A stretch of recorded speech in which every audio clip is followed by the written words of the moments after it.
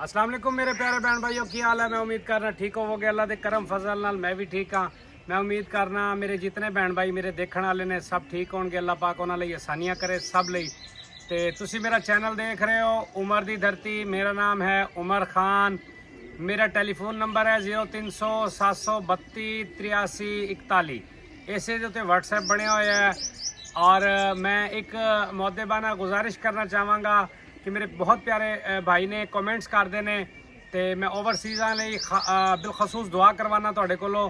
ते उन्होंने मैनू कहा कि भाई असी तुहानू सपोर्ट करने, असी तुहाडी हर वीडियो देखने हैं ते साडे लई तुसी दुआ नहीं करते। मैं तै दिल तो उन्हों दा मशकूर भी हाँ और दुआ गो भी हाँ। मैं सारे बहन भाइयों लई दुआ करना अलहमदुलिल्लाह जितने भी मेरे देखने वाले ने और जितने भी मेरे चाहने वाले ने अल्लाह पाक सब दे लई आसानियां करे, सब दी खैर फरमावे, सब दे रिस्क माल जान इज्जत आबरूज बरकतां अता फरमावे। और अल्लाह पाक अपनी शायाने शान दे मुताबिक जेड़े भाई बेघर ने अल्लाह पाक उन्होंने घर अता फरमावे। मेरी दुआ है उन्होंने लई और मैं तुहाडे लई खसूसी दुआ करता रहना। तुसी मेरे लिए दुआ कीता करो।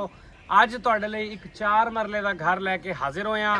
बहुत प्राइम लोकेशन ते सीवरेज पाई हुई है, टफ टाइल लगी हुई है। मेरा कैमरामैन तुहानू दिखा सके सीवरेज पाई हुई है, टफ टाइल लगी हुई, बिजली का मीटर ओके है, गैस थोड़ा जा दूर पे है और बिल्कुल रीजनेबल प्राइस दे विच तुहानू एंड दे विच मालिक भी मिलावांगा। मालिक दे सामने गुफ्तगू होवेगी जिहड़ी और इंशाअल्लाह वो तुहाडे नाल शेयर करांगा।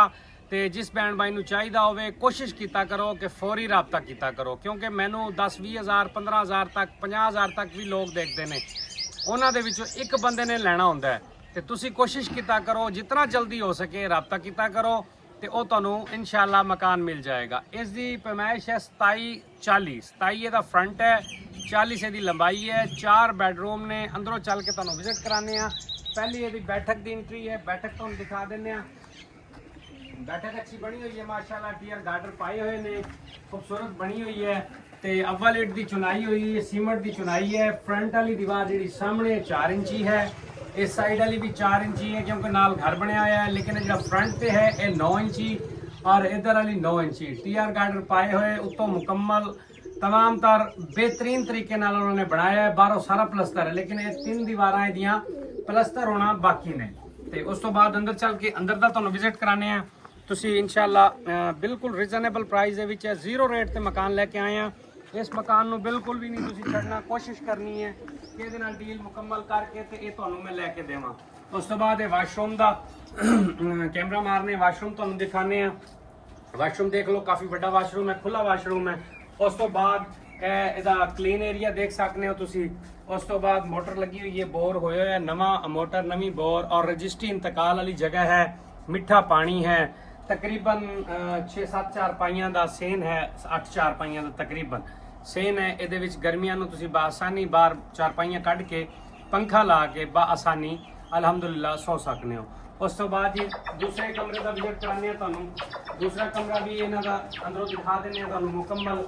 ये तुसी देख सकते हो दूसरा कमरा है माशाल्लाह अच्छा बनया है, छत्तां उच्चियां बनिया हुई ने, VIP बनया है, प्लस्तर होया होया है, सलफ बनी हुई है, इहदे ते बर्तन वगैरह तुसी रख सकते हो।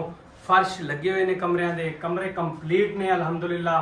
तुसी सिर्फ और सिर्फ अपना सामान लैके आना है ते इत्थे रख के ते अपनी रिहाइश शुरू कर देनी है।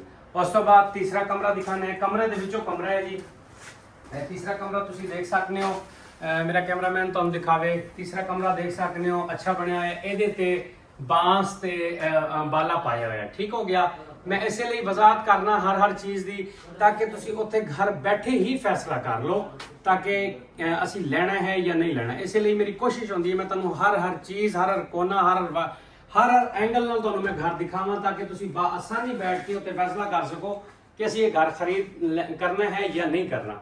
ये देख सकते हैं तुसी टोटल प्लस्तर होया है लेकिन छत दी बांस ते दी पाई हुई है। 2 कमरे की छत टीयर गार्डर की है, 2 कमरे की छत बांस ते लकड़ी का जिहड़ा बाला शतीर जिन्हों कहने आपां उस दी पाई हुई है, ठीक हो गया जी।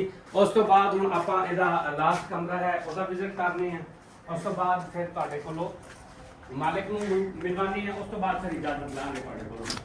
ये देख सकते हो तुसी चौथा कमरा है इहदा। चौथे कमरे के उत्ते देख सकते हो प्लस्तर मुकम्मल है, अव्वल इट लगी हुई लेकिन बाअमर मजबूरी पैसे ना होने की वजह तो उन्होंने बांस ते पत्तल ते बाले की छत पा के अपना मतलब गुजारा ਚਲਾਉਣ ਦੀ ਕੋਸ਼ਿਸ਼ ਕੀਤੀ ਹੈ ਉਹਨਾਂ ਨੇ ਜੀ। ਤੇ ਬਾਕੀ ਕਮਰੇ ਅੱਛੇ ਬਣੇ ਹੋਏ ਨੇ, ਪਲਸਤਰ ਹੋਏ ਹੋਏ ਨੇ, ਫਰਸ਼ ਲੱਗੇ ਹੋਏ ਨੇ, ਕੰਮ ਕੰਪਲੀਟ ਹੈ। ਬਸ ਸਿਰਫ ਔਰ ਸਿਰਫ ਤੁਸੀਂ ਆਪਣਾ ਸਮਾਨ ਲੈ ਕੇ ਆਓਗੇ ਔਰ ਰੱਖ ਕੇ ਤੇ ਇਨਸ਼ਾਅੱਲਾ ਤੁਸੀਂ ਆਪਣੀ ਰਿਹਾਇਸ਼ ਸਟਾਰਟ ਕਰ ਲਓਗੇ। ਤੇ ਮਲਿਕ ਸਾਹਿਬ और आओ थोड़ा इंटरव्यू करवाऊं भाई और नाल आओ। ए जनाब जी ये मालिक ने जी, अच्छे आदमी ने माशाल्लाह। और इन्होंने कहा कि भाई मैनू पैसों की अशद ज़रूरत है, मैं मकान बेचना चाहना। मैं इन्हों की जड़ा उसी रेट सी साड़ी कोशिश होती है कि जड़ा रेट असी फाइनल लाना होंदा है पहले मालिक नाल बारगेनिंग करने हैं, उहदे कोल रेट घट कराने हैं, उस तो बाद वो रेट विच लाने होने। ते भाई दी डिमांड सी 20 लाख रुपया, ते लेकिन वो डिमांड मैं बिल्कुल घट करा के तकरीबन 17 साढ़े 17 18 के करीब मेरी कोशिश है। भाई मूँह ते खड़े ने, तुहाडा इंशाल्लाह सौदा करा देंगा। बाकी जो तुसी आओगे डायरैक्ट मालिक नूं मिलावांगा मैं। सिर्फ और सिर्फ मेरी कोशिश होंदी है कि डायरैक्ट मालिक नाल डील करावां, विच वाला काटण वाला काम वो मैं नहीं करता हुंदा। ठीक हो गया। ये भाई होरां नाल इंशाल्लाह जिवें आओगे तुसी, मैं भाई होरां नाल डायरैक्ट तुहाडा रब्ता करावांगा। जिस भाई नूं पसंद आवे, जिस भाई ने लेना होवे वो फौरी रब्ता करे। उस तो बाद इंशाल्लाह रजिस्ट्री इंतकाल वाली जगह मौके ते कब्जा है, मौके ते नाम कराओ, अपना पेमेंट दो ते अपना मालिक बनो।